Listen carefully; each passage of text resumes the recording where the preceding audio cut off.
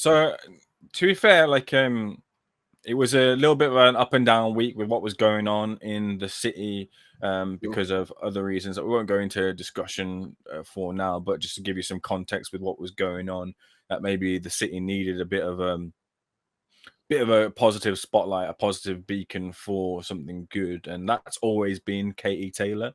And Katie's been the one in this situation against the odds here to come up strong and get the victory. There was a feeling that maybe there wasn't the same buzz this time round as there was the first time round, and that's natural. That's natural because the first time round was a homecoming. The second time round she's coming off of a defeat where people saw a very strong Chantelle Cameron, and we've seen Katie in the past where it seems like after the fourth or fifth round she looks like she's gassed and she has a level of resolve, a level of fortitude to get through to the 10th and final. And she's always been that way, and she always does that. But when you mirror that on the opposite corner with Chantelle Cameron, who looks strong, who looks like she wants to knock you out, then it's an even stronger image of the boxing demise of Katie Taylor, which was being written. The obit was being written by a lot of people, and myself being someone who very much doubted Katie's chances here to get the victory over Chantelle, not because she's not a great fighter, not because she couldn't, but because of the strengths of Chantelle and because of what Chantelle did the first time round.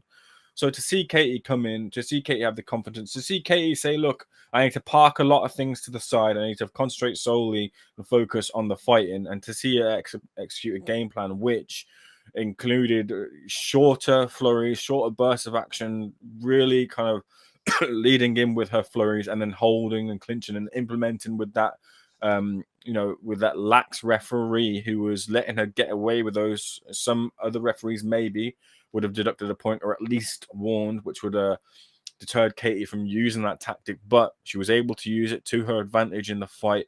There were headbutts. I wouldn't call Katie an intentionally dirty fighter like that, but those were happening on both sides, and that led to her advantage in the fight with Chantelle Cameron having a cut which looked pretty bad.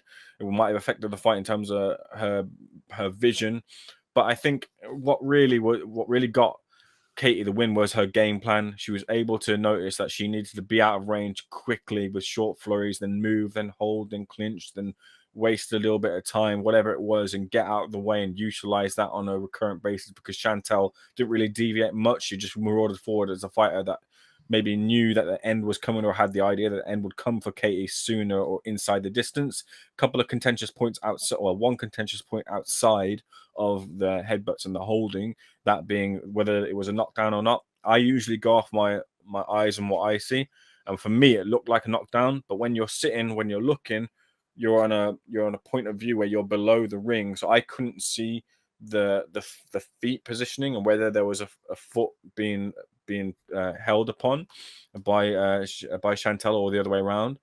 So I saw it as a knockdown initially, but it wasn't scored. And then when I've looked back at it as well, it's still inconclusive as to whether it was a knockdown. So it's hard to kind of say, and you really kind of have to go on what the referee went with here, whether the other parts of his performance was bad or not.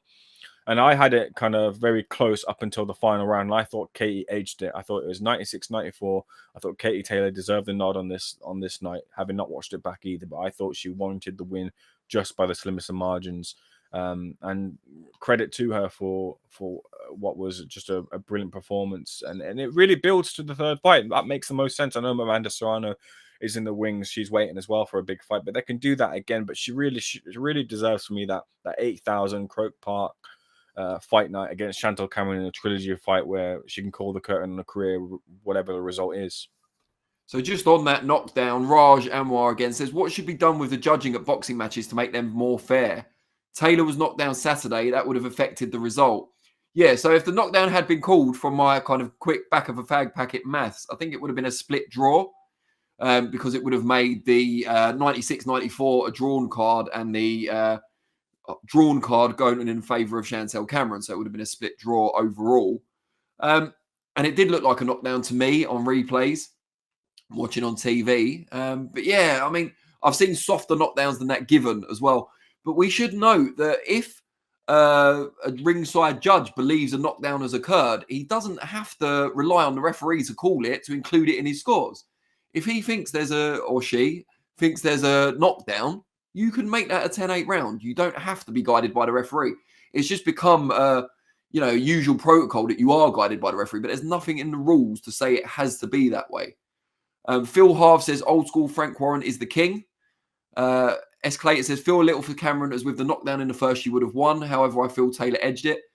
I don't think she would have won. I think it would have been a split draw because wasn't the card in Katie's favour like 98-92? So there was no coming back from that card regardless. And I think 96-94 only becomes 95-95 with a switch from a 10-9 round for Taylor to a 10-8 round to Cameron. But I'd have to double check. I could be wrong about that. Raj says, while it was not a shocking decision, we've had those over the years. We really need to make it fairer across the board, over the pond. And Taylor Catterall comes to mind. Yeah, very good point. But what do you do? How do you do it? Do you employ full-time officials? Train them properly? Make sure that they're not paid by the promoters, or they get their expenses rather from the promoters?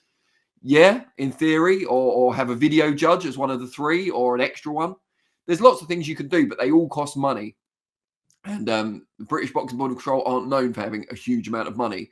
So let's wait and see how that works. It's something the NFL have battled with for a number of years, and they've now got video review and someone external who looks at videotape of contentious calls. But there's still not a Sky judge, if you like, who reviews everything in real time. They don't have full-time officials either who earn a decent amount of money. So they're still struggling with it, and they've got a lot more dispensable income than the Board of Control. So I don't see a solution necessarily to this problem anytime soon. Jason Gavin says, refs need to be on clinching a lot more in women's boxing due to 2-minute rounds, can easily kill half of the round by clinching the opponent. Yeah, I mean, Taylor's come in for a lot of criticism about clinching in the fight, particularly in the later rounds. But if the referee's not getting stronger on it, as you allude to there, then she can't be blamed for smart tactics. Thunder Road says, 60 watching, let's hit the thumbs up. Thanks, Thunder Road.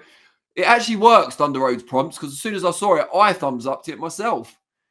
Jim McDonald boxing. Good to see you, Jim. Catch yourself on and all of that, Stephen. But he's retracted his 2 messages, so we'll wait and see what he's got to say. S. Clayton says, you take 2 points for Taylor and give Cameron 1 point, so 95-94. Oh, there you go then. So, yeah. So it would have been a Cameron victory in that case. Jason Gavin, would a half-point system work? So winning a round decisively is worth more than scraping through one. Yeah, I've seen that as well. More use of the 10-point must system. So, a 10-8 is a dominant round with a knockdown, then becomes 10-7 and so on. I think it's worth looking at. I know in the old days, the British Boxing Board of Control, when it was referee was the sole arbiter, there used to be a lot of half-point victories in those fights. But I don't know if that resulted in less complaints. I guess less people were watching the fights on TV, so perhaps there wasn't as much of an outcry. Oh, here's Jim McDonald boxing. Women's boxing is poor, always has been, always will be. So it will. Sure it will. Thanks, Jim McDonald. Hope Andy, Steve, and the rest of the family are doing well. Liz, we miss Liz back in Weatherfield. Jack Dutton says, Katie should be rematching Serrano because I think Katie lost that fight. Draw at the very most. I'd like to see Taylor Serrano too, personally. I think Katie's overrated. Do slap my wrist. Well, we will metaphorically slap your wrist because she's coming on arguably the best victory of her long and storied career.